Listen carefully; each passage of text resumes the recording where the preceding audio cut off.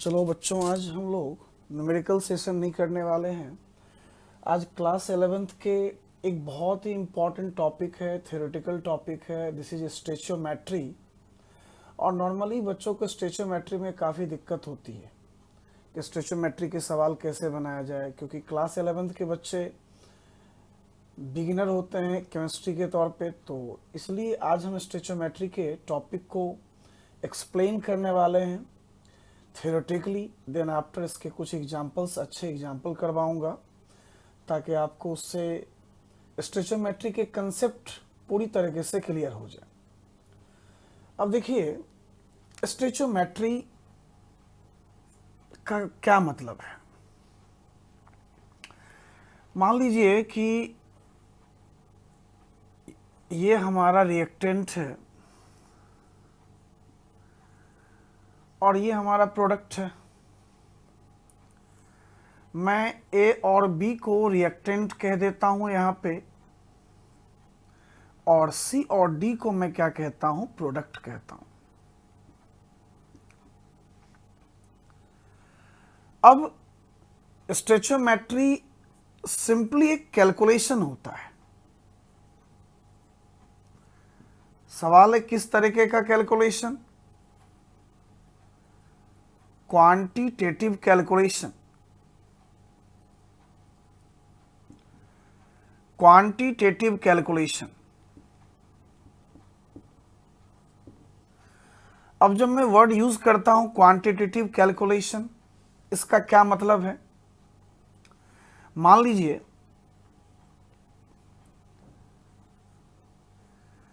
अगर एक रिएक्शन है जिसमें कि ए प्लस बी रिएक्टेंट है, सी और डी हमारा प्रोडक्ट है।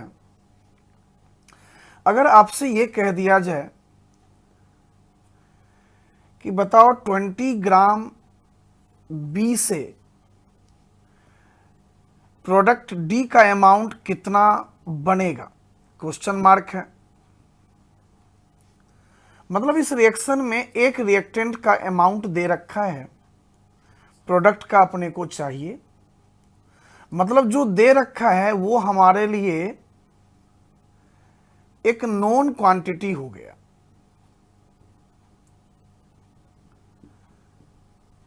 और जिसका निकालना है उसको हम क्या कहने वाले हैं, अननोन क्वांटिटी। मतलब नोन के हेल्प से अननोन को फाइंड आउट करना, कैलकुलेट करना, इसी को हम क्या कहते हैं, स्टेचोमेट्री कहते हैं।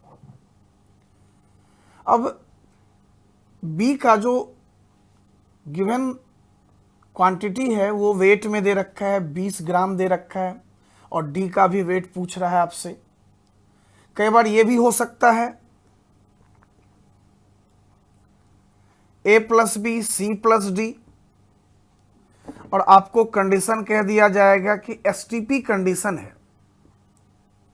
आप एसटीपी कंडीशन में बताओ कि 20 लीटर रिएक्टेंट बी कितने लीटर डी का प्रोड्यूस करेगा। इस बार देखिए क्या दे रखा है, इस बार वॉल्यूम दे रखा है और वॉल्यूम पूछ रहा है।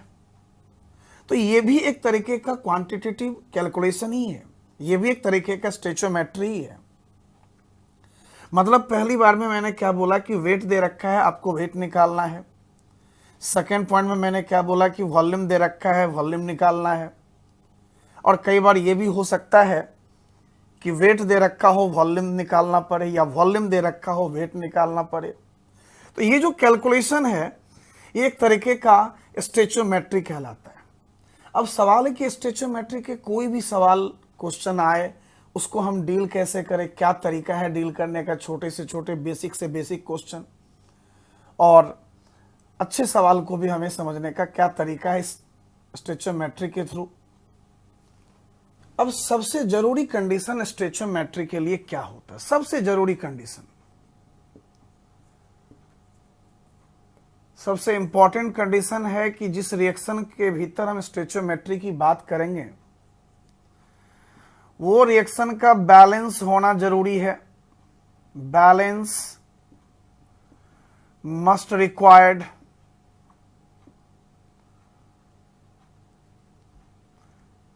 बैलेंस होना बहुत जरूरी है।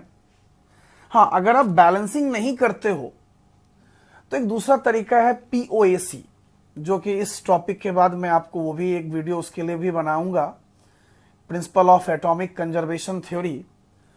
उसके थ्रू हम क्या करते हैं, रिएक्शन को बैलेंस ना भी करें फिर भी बात चल जाती है, लेकिन स्टोइचियोमेट्री के लिए सबसे जरूरी कंडीशन है बैलेंसिंग करना। अगर बैलेंस कर लेते हैं तो अपने को यह समझ में आ जाएगा कि क्वेश्चन में क्या दे रखा है, क्या निकालना है। अब इस स्टोइचियोमेट्री की मैं अगर बात करता हूं, ये स्टोइचियोमेट्री 3 भागों में बांटा गया।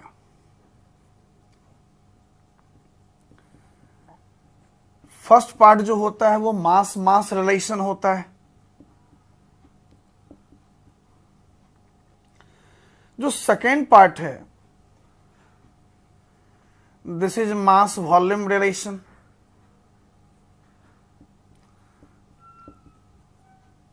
मतलब आपको मास दे रखा रहेगा, वॉल्यूम निकालने को बोलेगा, आपको मास दे रखा रहेगा, मास निकालने को बोला जाएगा। और थर्ड पार्ट जो है वॉल्यूम वॉल्यूम रिलेशन। अब इस तीनों रिलेशन को इस वीडियो में समझना है कि मास मास को हम कैसे डील करें, मास वॉल्यूम को कैसे डील करें, वॉल्यूम वॉल्यूम को कैसे डील करें। हाँ, जब वॉल्यूम की बात करेगा तो निश्चित सी बात है वो एक स्पेशल कंडीशन बोलेगा, या तो STP बोलेगा या तो आपको NTP बोला जाएगा। तो सबसे पहले जो हम बात करने वाले हैं वो मास मास रिलेशन के बारे में बात करने वाले हैं। और फर्स्ट स्टोइचियोमेट्री का जो पार्ट है वो है हमारा मास मास रिलेशन। अब देखिए, बड़ा बेसिक से मैं लेके चल रहा हूं, बेसिक से आपको समझाने की कोशिश करता हूं। एक रिएक्शन है KClO3, ये पोटेशियम क्लोरेट, और इसको मैं थर्मली डिकम्पोज कर रहा हूं। आप जानते हो पोटेशियम क्लोरेट को अगर हीट करता हूं थर्मली तो ये बनाता है KCl प्लस ऑक्सीजन।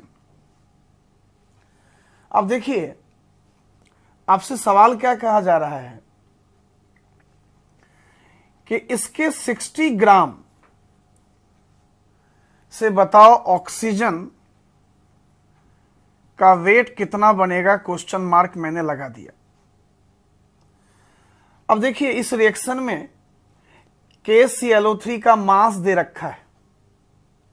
अगर ये मास दे रखा है इसका मतलब मैं इसको नॉन क्वांटिटी मानूंगा, नॉन सब्सटेंस मानूंगा। और जो नहीं दे रखा है इसको मैं क्या मानने वाला हूं, अननोन मानने वाला हूं। मतलब 60 ग्राम KClO3 से O2 कितना बनेगा। इस पूरे क्वेश्चन में KCl के बारे में कोई डिस्कशन नहीं है, तो KCl को हमें देखना भी नहीं है।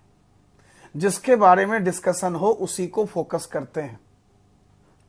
अब मैंने क्या कहा कि भाई अगर आपको स्टोइचियोमेट्री को डील करना है तो सबसे पहला काम क्या करना पड़ेगा कि रिएक्शन को बैलेंस करना पड़ेगा। अब देखिए, ये रिएक्शन बैलेंस नहीं है, यहां पे ऑक्सीजन 3 है, यहां पे ऑक्सीजन 2 है। तो ऐसा करते हैं, सबसे पहला काम क्या करते हैं, इस रिएक्शन को हम बैलेंस करते हैं कुछ इस तरीके से। 2 KClO3 स्ट्रांगली हीट किया गया, इसको 2 KCl प्लस 3 O2। मतलब स्टोइचियोमेट्री को डील करने का सबसे पहला तरीका है कि आप रिएक्शन को बैलेंस करो। अब देखो, 2 पोटासियम है, 2 पोटासियम है, 2 क्लोरीन है, 2 क्लोरीन है, 6 ऑक्सीजन है, 6 ऑक्सीजन है, फुल बैलेंस हो गया। अब ये क्वांटिटी को मैंने नॉन माना था, जिसका वेट दे रखा था 60 ग्राम दे रखा था, और मुझे इसको निकालना था, क्वेश्चन मार्क दे दिया मैंने। और इस क्वेश्चन में KCl के बारे में कोई डिस्कशन नहीं, उसको हमें छोड़ देना है। अब देखिए, अगर मैं इस KClO3 की बात करता हूं, KCl की बात करता हूं, 3O2 की बात करता हूं, तो इसका जो मोलर कॉफिशिएंट है ये 2 है, इसका मोलर कॉफिशिएंट क्या है, 2 है, और इसका मोलर कॉफिशिएंट क्या है, 3 है। मतलब ये जो हमारा मोलर कॉफिशिएंट है 2:2:3, इसी को हम एक वर्ड यूज कर सकते हैं, स्टोइचियोमेट्रिकल कॉफिशिएंट। स्टोइचियोमेट्रिकल कॉफिशिएंट मतलब स्टोइचियोमेट्रिकल कॉफिशिएंट को हमें समझने के लिए रिएक्शन को बैलेंस होना पड़ेगा। अगर रिएक्शन में बैलेंस करता हूं तो स्टोइचियोमेट्रिकल कॉफिशिएंट बहुत आसानी से अपने को समझ में आएगा।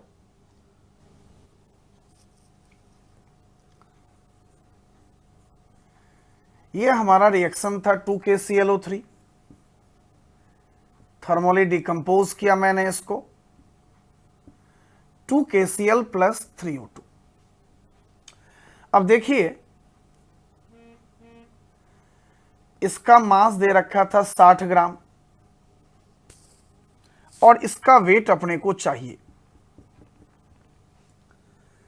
सिंपल तरीका लगाते हैं, देखो KClO3 का जो स्टोइचियोमेट्रिकल कॉफिशिएंट 2 है, तो मैं क्या लिखने वाला हूं, mole of KClO3 bye their coefficient 2। अब इसके स्टोइचियोमेट्री को इससे कोरिलेट कर देते हैं, mole of O2 bye their coefficient, और O2 का कॉफिशिएंट 3 है। अब आप इसको देखिए, अब मोल, अब जानते हो मोल का फॉर्मूला क्या होता है, given mass by molar mass. KClO3 का गिवन मास है 60 ग्राम, मोलर मास हो गया 60 ग्राम, सॉरी गिवन मास इसका 60 ग्राम। अब इसके मोलर मास की बात करते हैं तो पोटासियम क्या मानते हैं 39, क्लोरीन क्या मानते हैं 35.5, और एक ऑक्सीजन का हम क्या मान के चलते हैं 16, तो 3 का क्या होगा 48, और ये इसके कॉफिशिएंट से डिवाइड करो आप। अब O2 का वेट चाहिए था, तो वेट को मैंने क्या मान लिया x ग्राम मान लिया, और O2 चूंकि डाइऑक्सीजन है तो इसका मोलर मास क्या मानते हैं 32, और ये हो गया 3। अब इन सब को सॉल्व करके आप क्या कर सकते हो, x के अमाउंट को फाइंड आउट कर सकते हो। मतलब क्या हुआ, फाइनली मास दे रखा था, मास चाहिए, इसलिए इस रिलेशन को क्या कहा गया, मास मास का रिलेशन कहा गया, जिससे कि हमने O2 के मास को फाइंड आउट कर लिया। एक एग्जांपल फिर से देखिए, मान लीजिए ये MnO2 है और ये हाइड्रोक्लोरिक एसिड है। मैंने MnO2 को HCl से रिएक्शन करवा दिया और ये बना देता है MnCl2 H2O + Cl2। और आपसे इस बार सवाल कहा जा रहा है कि बताओ HCl के 100 ग्राम से MnCl2 का वेट कितना बनेगा। अब देखिए, सबसे पहली बात मैंने क्या सिखाया कि ये मास दे रखा है, मास चाहिए, इसका मतलब मास मास का रिलेशन हो गया। अब रिएक्शन कितना भी बड़ा क्यों ना हो, जो आपको दे रखा है, जो आपको निकालना है उसी को कोरिलेट करो, बाकी को हमें देखना नहीं है। MnO2 के बारे में कोई डिस्कशन नहीं है, H2O के बारे में कोई डिस्कशन नहीं है, Cl2 के बारे में कोई डिस्कशन नहीं है। इसका मतलब इसके बारे में सोचना नहीं है अपने को, बस HCl को देखना है, MnCl2 को देखना है। अब सवाल क्या है कि रिएक्शन को बैलेंस करना पड़ेगा, बिना रिएक्शन बैलेंस के आप स्टोइचियोमेट्री को डील नहीं करोगे। तो मैं सबसे पहले इसको बैलेंस करता हूं, 4HCl, 4 क्लोरीन है, 4 क्लोरीन है, वाटर 2 कर देता हूं मैं। अब मेरे हिसाब से बैलेंस है, आप भी चेक कर सकते हो, देखो ये रिएक्शन आपको बैलेंस मिलेगा आपको। अब HCl का दे रखा है 100 ग्राम मास और MnCl2 का चाहिए, तो इसके स्टोइचियोमेट्री को मैं इससे कोरिलेट कर सकता हूं कुछ इस तरीके से, जरा ध्यान देना बच्चा। मोल ऑफ HCl बाय उसका कॉफिशिएंट 4, इसके आगे कुछ नहीं है 1। हालांकि इसको तो देखना वैसे भी नहीं क्योंकि इसका तो डिस्कशन क्वेश्चन में है ही नहीं। और मैं क्या लिखने वाला हूं, mole of MnCl2 bye their coefficient 1, क्योंकि इसका कॉफिशिएंट क्या मान रहे हैं 1। अब बताइए मोल of HCl given mass by molar मास, तो गिवन मास इसका 100 ग्राम अपने को दे रखा है और HCl का molar mass 36.5 bye their coefficient 4।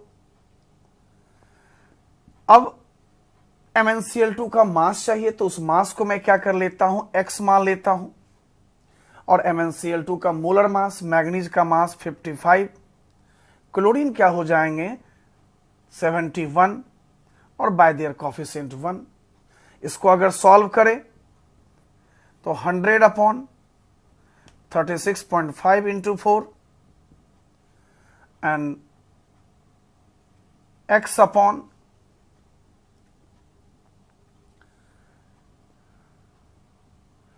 इसको आप जोड़ो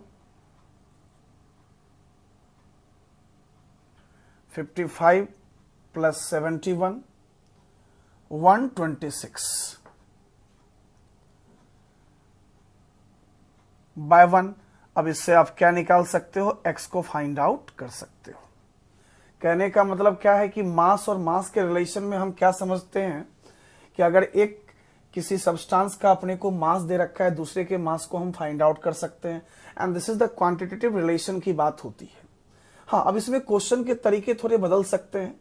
अभी तक मैंने कुछ क्वेश्चन बेसिक बात किया, अब जरा कुछ इससे मैं आगे की बात करता हूं। चलो अब इस मास के रिलेशन पे क्वेश्चन करते हैं। एनसीईआरटी के एक्सरसाइज क्वेश्चन नंबर 36 है। अब आपको देखिए कि एक रिएक्शन दे रखा है कैल्शियम कार्बोनेट और HCl का। इसमें कह रहा है कि आपको व्हाट मास ऑफ CaCO3 ये आपको निकालना है। अब जिसको निकालना है वो हमारा अननोन हो जाएगा, और to react completely with HCl मतलब HCl की मोलरिटी दे रखा है और HCl का ये दे रखा है। तो देखते हैं इस क्वेश्चन को सॉल्व कैसे किया जाए मास के हिसाब से। मान लो ये हमारा रिएक्शन है CaCO3 प्लस 2HCl,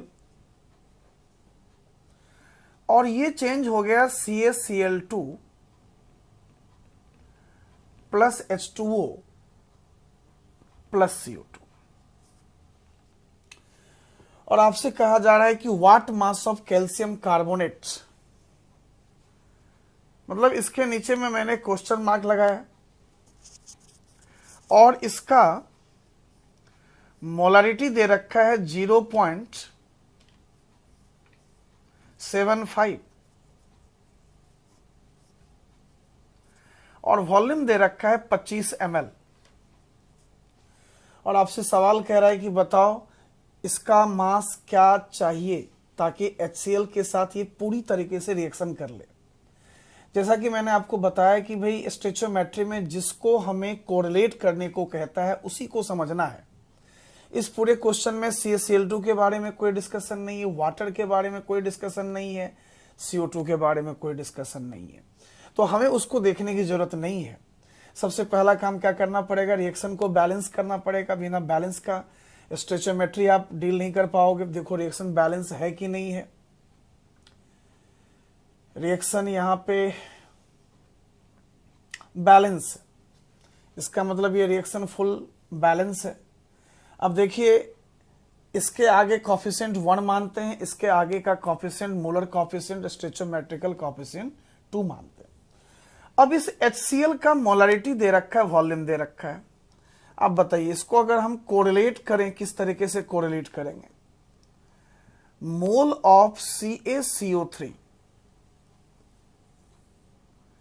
कॉफिशिएंट इसका क्या है 1 is equal to mole of HCl by their coefficient 2। अब हमें इसका मास चाहिए, तो इसके मास को मैं क्या करता हूं, x मान लेता हूं। Mole given mass by molar mass, और CaCO3 का मोलर मास होगा 100 ग्राम पर मोल, कॉफिशिएंट 1 है। अब सवाल है कि HCl का मोल क्या होगा। आप देखो HCl की मोलरिटी पता है, वॉल्यूम पता है, तो मोलरिटी और वॉल्यूम से हम क्या निकाल सकते हैं, मोल। कैसे? आप कंसंट्रेशन में पढ़े हो कि मोलरिटी का फॉर्मूला क्या होता है, मोल अपॉन वॉल्यूम। मतलब मोलरिटी पता है, वॉल्यूम लीटर में होना चाहिए, तो मोल आ जाएगा। इसका मतलब मैं क्या करता हूं, सीधी तरीके से ये 25 ml को मैं लीटर में ले आता हूं, मोलरिटी से मल्टीप्लाई करता हूं, ये हमारा मोल हो गया। वॉल्यूम मोलरिटी को मल्टीप्लाई करेंगे, मोल आ जाएगा। कोफिशिएंट अपना 2 है। जब आप इसको पूरी तरीके से सॉल्व करोगे तो x का वैल्यू हमारा आ जाएगा 0.938 ग्राम आ जाएगा। And this is the mass of CaCO3 which completely react with the HCl। देखो बार बार मैं आपको एक ही बात कहता हूं कि क्वेश्चन में देखो क्या दे रखा है, क्या निकालना है, बात बाकी छोड़ो। हाँ, रिएक्शन को बैलेंस करना जरूरी है। चलो अब इसी मास पे एक सेकेंड क्वेश्चन करते हैं, देखते हैं क्या है। Calculate the weight of lime CaO that can be prepared by heating 200 kg of limestone CaCO3 which is 90% pure। मतलब कैल्शियम कार्बोनेट का जो मास है वो 200 किलोग्राम है, उसके 95% प्योर फॉर्म को हीट किया गया। आप बताइए कि उससे कैल्शियम ऑक्साइड कितने बनेंगे।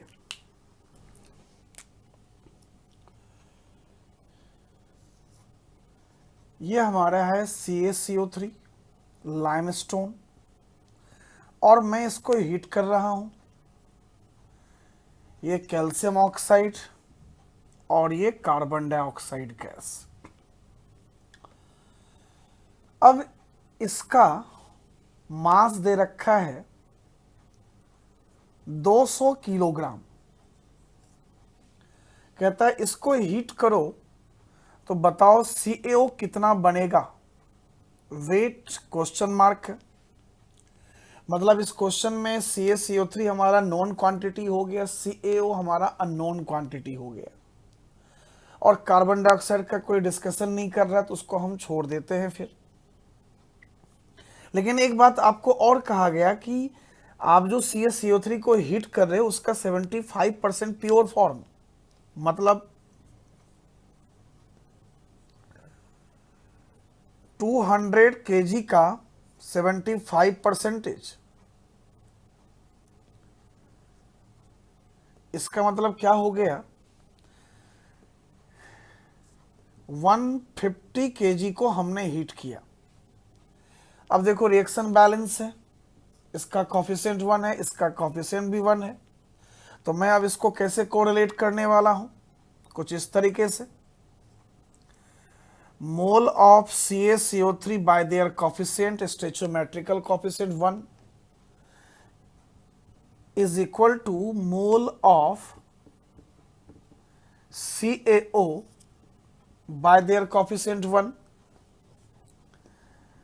अब देखिए 150 किलोग्राम है तो गिवन मास हमारा 150 हो गया, किलोग्राम को ग्राम में लाना पड़ेगा।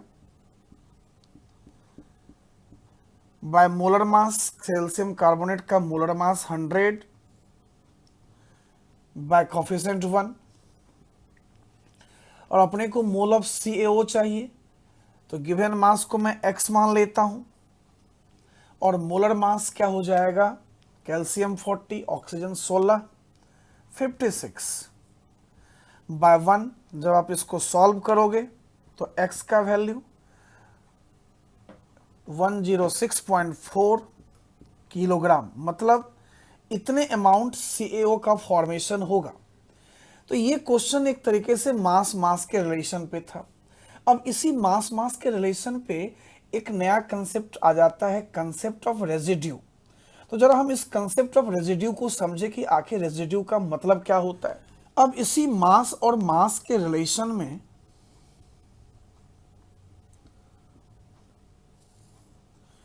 एक कई बार सवाल न्यूमेरिकल ऐसे होते हैं, रेजिड्यू कंसेप्ट। जरा आप इसको भी पहले समझो। अब ये रेजिड्यू का मतलब क्या होता है, मान लीजिए हमारे पास लाइमस्टोन है, इसको मैं थर्मली हीट करता हूं और ये CaO सॉलिड में कन्वर्ट हुआ और CO2 गैस में कन्वर्ट हुआ। अब देखो इसका जो प्रोडक्ट है ये क्विकलाइम है और कैल्शियम कार्बन डाइऑक्साइड है, और चूंकि ये गैस है तो ये गैस एस्केप आउट हो जाएगा, कंटेनर से बाहर निकल जाता है। मतलब रिएक्शन के बाद दो प्रोडक्ट बना, एक कैल्शियम ऑक्साइड एक कार्बन डाइऑक्साइड, CO2 गैस बाहर निकल गया। नॉर्मली हम ओपन कंटेनर की बात करते हैं, अगर क्लोज कंटेनर की बात करेंगे तो वॉल्यूम कांस्टेंट होगा, आगे पढ़ोगे थर्मोडायनेमिक्स में। तो इस हिसाब से ये गैस बाहर को निकल गया, तो प्रोडक्ट में अपने पास यही बचता है कैल्शियम ऑक्साइड, और इसी को हम क्या कहते हैं, रेजिड्यू की बात करते हैं। मतलब अगर इसका मास दे रखा है तो रेजिड्यू का मास निकाल सकते हो आप। अच्छा मान लीजिए कि आपके पास एक मिक्सचर है, मिक्सचर किसका है, MgCO3 एंड कैल्शियम कार्बोनेट का है। अगर मैं इसको हीट करता हूं तो अब अपने को यह देखना है कि भाई इस मिक्सचर का रेजिड्यू क्या होगा। अगर MgCO3 को हीट करता हूं, एक कंपाउंड MgO बनेगा सॉलिड, दूसरा कंपाउंड कैल्शियम ऑक्साइड सॉलिड, ये भी सॉलिड ये भी सॉलिड, और सॉलिड तो हवा में उड़ नहीं सकता, एस्केप आउट तो होगा नहीं। अब 1 मोल CO2 इससे भी बनेगा, 1 मोल CO2 इससे भी बनेगा, तो 2 मोल CO2 बाहर निकल गए। इसका मतलब कार्बन डाइऑक्साइड बाहर निकल गए, इसकी तो बात छोड़ो। फिर ये दोनों का मिक्सचर हमारे लिए क्या कहलाएगा, रेजिड्यू कहलाएगा। मतलब इसमें से अब किसी का भी मास दे रखा है, स्टोइचियोमेट्री के जो तरीके सिखाए हैं मैंने आपको, उससे कोरिलेट कर दो। तो मास की बात हमने यहां तक इसको कंटिन्यू किया। अब जरा देखते हैं कि इसी में मास वॉल्यूम का कंसेप्ट को कैसे किया जाए। अब हम स्टोइचियोमेट्री के दूसरे कंसेप्ट की तरफ चलते हैं, और वो है बच्चों मास वॉल्यूम का रिलेशन। देखो जैसे ही वॉल्यूम के बारे में कहा तो एक बात कंफर्म है कि आपको कंडीशन बोला जाएगा या तो STP या तो NTP। कंडीशन एक तीसरा भी होता है SATP, तो नॉर्मली न्यूमेरिकल्स में उसकी बात करते नहीं है, और इस दोनों कंडीशन पे हम गैस का वॉल्यूम मान के चलते हैं 22.4। थोड़ा बहुत डिफरेंस होता है, वो जब आप स्टेट ऑफ मैटर पढ़ोगे या मोल कंसेप्ट के थ्योरेटिकल पार्ट में आपने पढ़ा है तो पता लगेगा आपको। अब जैसे मान लीजिए हमारा एक रिएक्शन है CaCO3 सॉलिड, इसको मैंने थर्मली हीट किया, और ये CaO सॉलिड है और ये CO2 गैस है। आपसे पूछा जा रहा है कि 200 ग्राम कैल्शियम कार्बोनेट से आप बताओ CO2 का वॉल्यूम क्या बनेगा, और कंडीशन कौन सा कहा गया आपको, STP पे। अब देखो अपने लिए एक बात है कि STP जब कहता है तो STP के मोल का फॉर्मूला आपने थ्योरी में पढ़ा है, गिवन वॉल्यूम अपॉन 22.4 लीटर। अब जरा पॉइंट को समझिए, अब इसका मास दे रखा है, उसका वॉल्यूम चाहिए, CaO की कोई बात नहीं करता, इसको हटा दो, तो मास वॉल्यूम का रिलेशन हो गया। तरीका वही है, रिएक्शन बैलेंस करो पहले, रिएक्शन ऑलरेडी बैलेंस है, कोई प्रॉब्लम की बात नहीं है। तो अब देखो मैं क्या लिखने वाला हूं, मोल ऑफ CaCO3, मतलब इसको कार्बन डाइऑक्साइड के साथ कोरिलेट करो, और इसका कॉफिशिएंट 1 है, is equal to mole of CO2 by their coefficient 1। अब जरा समझिए, CaCO3 का गिवन मास है 200 ग्राम और मोलर मास है 100, कॉफिशिएंट 1। अब इसमें हमें CO2 का वॉल्यूम चाहिए। वॉल्यूम को मैं क्या मान लेता हूं, x लीटर, और गिव फॉर्मूला क्या होता है, 22.4 से डिवाइड करो, और यहां पे कोफिशिएंट 1। तो अगर मैं इसको सॉल्व करता हूं तो x का वैल्यू क्या आएगा, 44.8 लीटर। मतलब एसटीपी कंडीशन में CO2 इतने ही वॉल्यूम बना, इतना लीटर बना। इसका मतलब मास दे रखा था, हम वॉल्यूम निकाल सकते हैं। अब इसी पैटर्न पे हम वॉल्यूम वॉल्यूम के रिलेशन को भी समझ सकते हैं। अब तीसरा रिलेशन देखो, वो हमारा रिलेशन क्या है, वॉल्यूम वॉल्यूम का रिलेशन।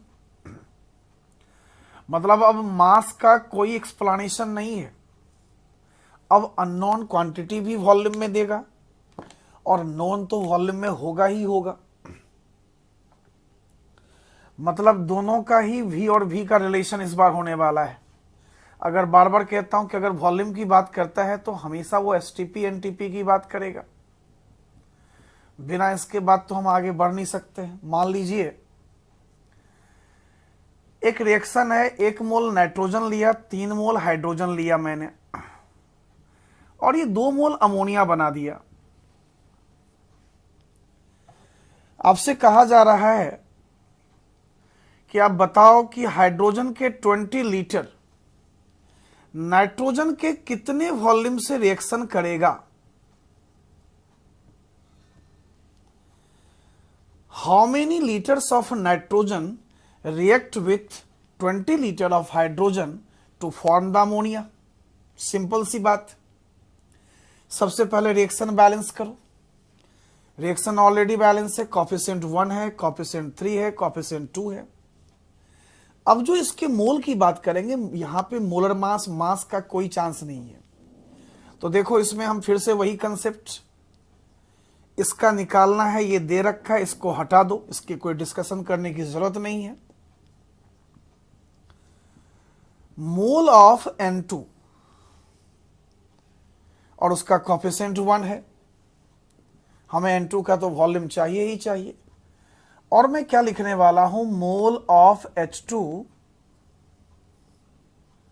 Bye coefficient 3।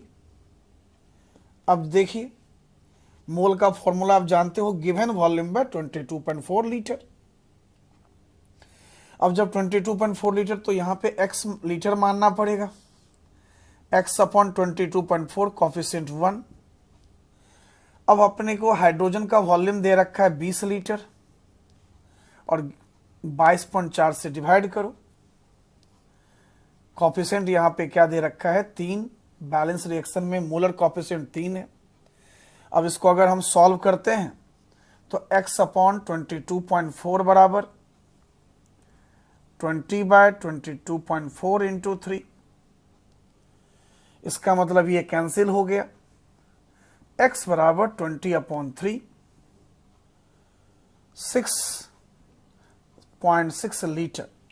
मतलब नाइट्रोजन 6.6 लीटर चाहिए हाइड्रोजन के 20 लीटर से कंबाइन करने के बाद। तो ये 3 कंसेप्ट है स्टोइचियोमेट्री में, मास मास का, मास वॉल्यूम का, वॉल्यूम वॉल्यूम का। मैंने आपको ओवरऑल एक ही बात सिखाया है कि सबसे पहले रिएक्शन बैलेंस करो, पहचानो कि कौन सा क्वांटिटी नोन है, कौन सा क्वांटिटी अननोन है। बाद बाकी रिएक्शन से डरने की जरूरत नहीं है कि भाई क्या दे रखा है, बिल्कुल छोड़ दो उसको। जो दे रखा है, जो निकालना है उसको फोकस करो। मास दे रखा है, मास निकालना है तो मोल उसके हिसाब से लगाओ। मास दे रखा है, वॉल्यूम दे रखा है, उसके हिसाब से लगाओ। और वॉल्यूम दे रखा है, वॉल्यूम दे रखा है, उसके हिसाब से लगाओ।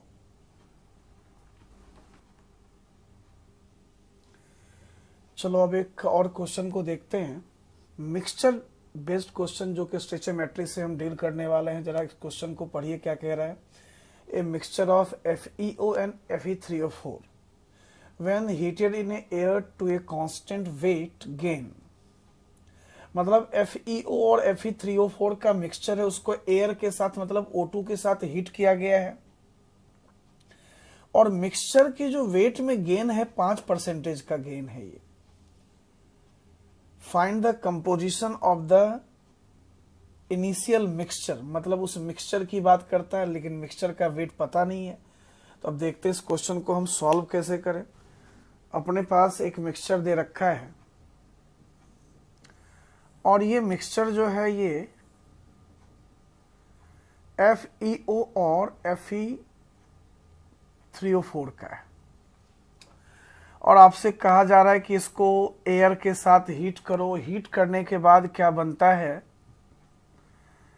Fe2O3। तो आप बताइए कि इसमें इसका मास क्या होगा और Fe3O4 का मास क्या होगा। तो ऐसा करते हैं, एक के मास को मैं x ग्राम मान लेता हूं और जो दूसरा मान लेता हूं मैं y ग्राम मान लेता हूं। अब इस दोनों रिएक्टेंट को सेपरेटली ऑक्सीजन के साथ रिएक्शन करवाना पड़ेगा। देखिए जरा किस तरीके से, 2FeO प्लस हाफ O2 और ये बना देता है Fe2O3। Fe2O3 मैंने पहले ही कहा था कि स्टोइचियोमेट्रिकली रिएक्शन बैलेंस होना चाहिए। अब जरा पॉइंट को समझो। FeO का मास हमने क्या माना है? x ग्राम, और Fe2O3 का हमें वेट चाहिए। तो सबसे पहले क्या करते हैं कि स्टोइचियोमेट्रिक रिलेशन लगा करके हम इस इक्वेशन से इसका वेट निकाल लेते हैं और इसको मैं वेट 1 मान लेता हूं। देखो कैसे निकालता हूं। Mole of FeO bye their coefficient 2। इसका डिस्कशन नहीं कर रहा है मास के टर्म में, तो छोड़ दो इसको, इसका कोफिशिएंट 1 है। और मैं इसको क्या लिखने वाला हूं? मोल of Fe2O3 by their coefficient 1। अब जरा पॉइंट को समझिए। Mole of FeO given mass हमने x माना है और FeO का मोलर मास Fe का 56 है, ऑक्सीजन का 16 हो गया, बाय देयर कोफिशिएंट 2। और मोल ऑफ Fe2O3 इसके वेट को मैंने क्या माना है? वेट 1 माना है। अब इसके मास के अगर देखते हैं तो 2 into 56 plus 3 into 16 bye coefficient 1, और इससे हमारा क्या निकल जाएगा? वेट 1 निकल जाएगा, जो कि x के टर्म में निकलेगा। अब इसको मैथमेटिकली सॉल्व करोगे। अभी तक मैंने इसको इसके साथ रिएक्शन करवाया, अब हमें इसको इसके साथ रिएक्शन करके देखना पड़ेगा कि उसके इक्वेशन क्या बनने वाले हैं। तो जरा देखते हैं क्या बनने वाले हैं। अब आ जाते हैं Fe3O4 के रिएक्शन को। इसको भी हम ऑक्सीजन के साथ देखते हैं। ये 2Fe3O4 plus half O2, 3Fe2O3। और देखो मैंने इसके मास को क्या माना था? y ग्राम माना था। चलिए, और इसके वेट को मैं क्या कर देता हूं? वेट 2 मान लेता हूं, क्वेश्चन मार्क। पहले से मैंने वेट 1 निकाल लिया था, अब मैं क्या निकाल रहा हूं? वेट 2। तो अब फिर से इसका कोई डिस्कशन नहीं है, तो सीधा अपना क्या लिखना है? देखो जरा, mole of Fe3O4 by their coefficient 2 is equal to mole of Fe2O3 by their coefficient 3। अब आप देखिए कि मोल ऑफ Fe3O4 हमारा क्या है? गिवन मास मैंने y ग्राम माना है, चलिए नो प्रॉब्लम। और Fe3O4 का मोलर मास अगर देखते हैं तो 3 आयरन अपनी मोल है इसमें, तो 3 इंटू 56 की बात करते हैं। ऑक्सीजन 4 है तो 4 इंटू 16 की बात करें, और बाय देयर कोफिशिएंट। और इसका वेट 2 हमने एज्यूम किया है, वेट 2, और molar mass 2 into 56 plus 3 into 16, और इसका जो हमारा कोफिशिएंट है वो 3 है। अब इससे हम क्या करने वाले हैं? वेट 2 निकालने वाले हैं, जो कि किसके टर्म में निकलेगा? बताओ, y के टर्म में निकलेगा। अब पहले टर्म से हमारा क्या निकल गया? वेट 1 निकल गया, वेट 2 निकल गया, और ये दोनों ही वेट किसका है? बताओ, Fe2O3 का है। अब जरा आप क्वेश्चन में देखेंगे तो क्वेश्चन में क्या कह रहा है कि Fe2O3 का जो फाइनल वेट बना है 5% वेट गेन हुआ है, 5% वेट गेन हुआ है, किससे? मिक्सचर वेट से गेन हुआ है।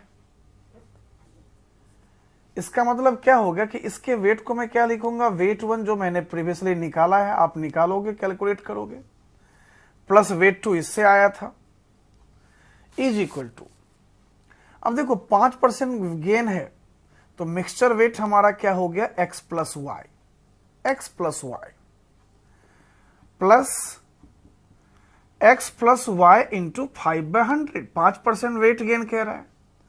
अगर इधर कहता वेट लॉस कहता तो यहां माइनस कर देते, चूंकि वेट गेन कहा, मिक्सचर के वेट से 5% गेन कहा, तो सॉल्व करेंगे। अब इन सब को सॉल्व करके हम x के वैल्यू को फाइंड आउट करेंगे, y के वैल्यू को फाइंड आउट करेंगे, इससे हमारा ये सॉल्व हो जाएगा। तो चलिए आज मैं स्टेचोमेट्री की लेक्चर को इधर ही खत्म कर रहा हूं, और ये अब हम थ्योरी के सेशन को कंटिन्यू चलाएंगे। एक वीडियो में न्यूमेरिकल के सेशन को देखेंगे, एक वीडियो में थियोरेटिकल सेशन देखेंगे, और मैं उन्हीं थ्योरी को ले रहा हूं जो बच्चों को नॉर्मली प्रॉब्लम होता है, जिसको समझने में दिक्कत होती है। तो ये वीडियो आपके कंटिन्यू चलते रहेंगे, और आपको जिस भी वीडियो की डिमांड हो, सबसे ज़्यादा जो दिक्कत हो, जैसे कि इस मोल कंसेप्ट में इक्विवेलेंट मास बच्चों को समझ में नहीं आता है, उसके दिक्कत होते हैं, एन फैक्टर को दिक्कत होते हैं, तो आप कमेंट में लिख सकते हैं। अगर आपको ये वीडियो अच्छा लगा तो आप उसको सब्सक्राइब करें for further up to date के लिए, और लाइक करें, और जो भी डाउट है आप कमेंट सेक्शन में लिख सकते हैं। Thank you.